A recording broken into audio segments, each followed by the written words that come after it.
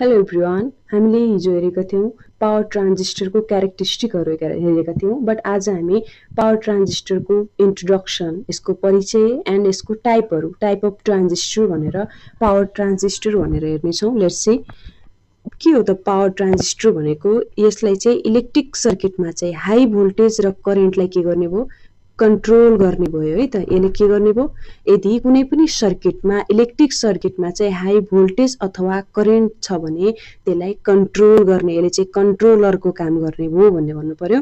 यसमा चाहिँ तीनवटा टर्मिनलहरू रहेका हुन्छन् भन्यो भने कुन कुन हुन्छ टर्मिनल हेर्छ। यसमा चाहिँ इमिटर हुन्छ, बेस हुन्छ एन्ड कलेक्टर गरेर तीनवटा हाम्रो के हुने भयो त टर्मिनलहरू हुने भयो भने भन्न पर्यो। सिम्बलहरू हेरौँ, एउटा पिएनपी टाइप ट्रान्जिस्टर, एउटा एनपिएन टाइप ट्रान्जिस्टर। के रहेछ, PNP and NPN type transistor भनेर देखाएको छ। बी भनेको बेस हो हजुरको, सी भनेको कलेक्टर हो एन्ड ई भनेको इमिटर हो भनेर भन्नुपर्ने हुन्छ। टाइप अफ ट्रान्जिस्टर भनिरहेको छ है त। ट्रान्जिस्टरको टाइपहरू के छ भनेर हेरौँ। बाइपोलर जङ्सन ट्रान्जिस्टर, जसलाई सर्टमा बिजेटी भनेर भन्छ है। यसलाई चाहिँ स्विच अथवा एम्प्लिफायरको रूपमा प्रयोग गरिन्छ। के भनिरहेछ, यसलाई चाहिँ स्विच अथवा एम्प्लिफायरको रूपमा युज गर्न सकिन्छ। यसलाई इलेक्ट्रिक सर्किटमा चाहिँ मुख्यतया करेन्ट कन्ट्रोल गर्न र स्विचिङको रूपमा प्रयोग गरी सर्किटलाई चाहिँ अन अफ गर्न प्रयोग गरिने रहेछ है त। यो ट्रान्जियो भनेको एउटा स्विचिङ र गर्नको लागि, स्विचिङ एन्ड कन्ट्रोलरको रूपमा काम गर्नको लागि युज गरिने रहेछ है। यो मोस्फेट हेरौँ, जसलाई भन्छ metal oxide semiconductor field effect transistor, 2 नम्बरको है त। Metal oxide semiconductor field effect transistor भनिरहेको छ। यसमा चाहिँ तीनवटा टर्मिनल हुन्छ। यसमा पनि तीनवटा टर्मिनल हुँदो रहेछ। के छ त टर्मिनल, सोर्स हुन्छ, बेस हुन्छ एन्ड ड्रेन हुँदो रहेछ है। यसमा तीनवटा हुन्छ। अघिको थियो बेस थियो, कलेक्टर, इमिटर थियो भने अहिलेको चाहिँ मोस्फेटको चाहिँ तीनवटा टर्मिनल हुन्छ।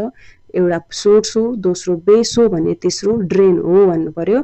यसलाई भोल्टेज कन्ट्रोलर पनि भनिन्छ। यसले चाहिँ भोल्टेजहरू कन्ट्रोल गर्ने भएकाले यसलाई चाहिँ भोल्टेज कन्ट्रोलर भनेर पनि भनिने भयो।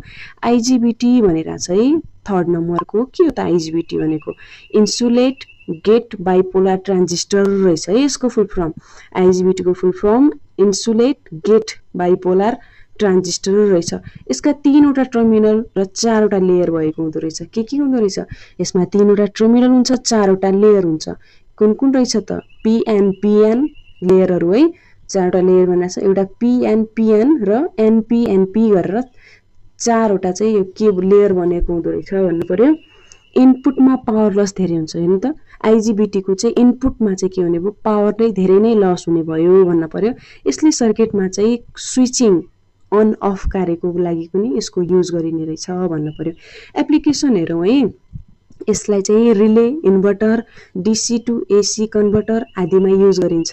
केमा गरिँदो रहेछ एप्लिकेसन, यसको रिलेमा हुँदो रहेछ, इन्भर्टरमा हुँदो रहेछ, डिसीलाई एसीमा कन्भर्ट गर्ने इक्विपमेन्टमा हुँदो रहेछ, अडियो डिभाइसमा हुने रहेछ, पावर कन्ट्रोल सर्किटमा हुने रहेछ, पावर एम्प्लिफायरहरूमा पनि यसको के हुँदो रहेछ त प्रयोगहरू हुँदो रहेछ भनेर भन्नुपर्ने हुन्छ।